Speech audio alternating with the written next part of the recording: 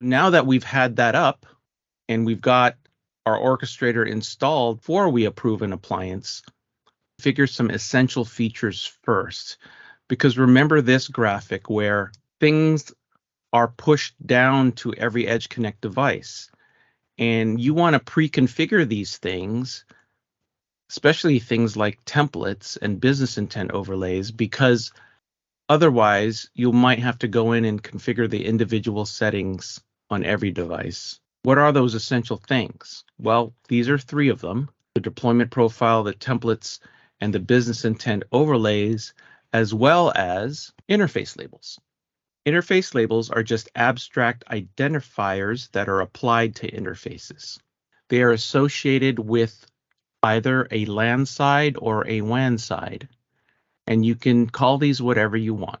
Typically, the description of the service provider and transport that they're connected to is what's used.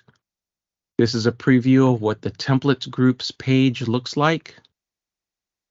We're going to want to configure deployment profiles, and then we're going to configure what business intent overlays are matching and all the bonding policies and all the interfaces and things like that.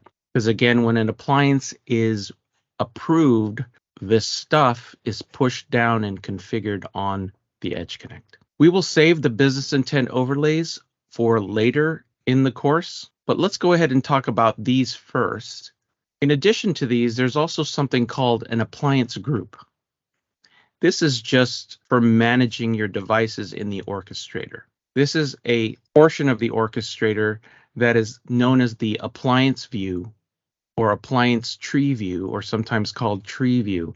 This is where you see all your different appliances in your SD-WAN. And it can be beneficial to group them, usually by site, or whatever criteria you would like to. In order to create a group, you would just right click on it, and then there's also an option here with the gear icon to show IP addresses if you want, how you wanted to group these things. If you want to have a filtered or nested view, you'll do this in your lab. So right click and choose add group, and right click to change the group. Once you've installed again the orchestrator and are ready to start installing the appliances, we'll need to configure interface labels. There are some predefined interface labels already associated with the LAN and WAN sides. They can apply to untagged interfaces or VLAN tagged sub-interfaces and can send traffic to a bio. Basically, you can have a bio match traffic from one of these labels, and all traffic will be treated by that bio. All the settings for that bio will be used for that traffic. WAN labels identify the interface's WAN transports, and underlays are established between like labels. These are the default labels, but you can create your own.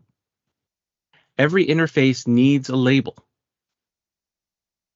Again, you can use whatever you want. You can call it Kirk, Spock, and McCoy if you want. And they facilitate the automatic tunnel building between every Edge Connect using the same labels.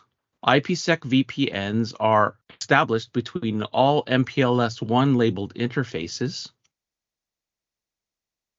on every Edge Connect. The same with all INET1 interfaces. IPsec VPNs are established amongst the same labels. Template groups are groups of templates and are useful for configuring the appliance's settings and features. They're usable and reusable and can greatly simplify and automate configuration and update and management of the appliances to save time. They help you make changes in a consistent manner across the network because the changes are the same for all appliances to which you apply the templates. They reduce the risk of configuration errors.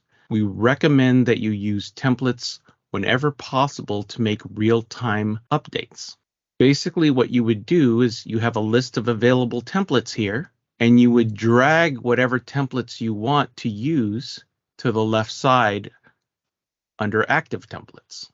Then this collection of active templates can be saved as a template group. Whatever you highlight here under Active Template, you'll get the screen to configure that template on the right of the available templates. So this is the template. You can have multiple templates in a group, and you can save these groups so you can reuse these on one or more appliances. In this example, we've clicked the system template on the left. We've got the date and time template. And then you can use these different template groups, for example, to apply different zone-based firewall rules to branch offices globally and apply region-specific type of templates for a particular geographical set of devices. And then once you save the template, you can apply the templates.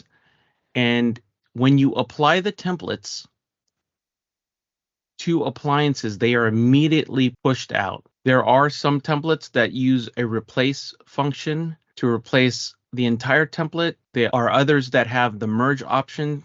So depending upon, for example, ACLs, you may want to replace them all rather than just merging your new changes with the old. But once you save it, this active templates box gets enabled, and then you would select the appliances that you want and verify that you want to apply these templates to those appliances.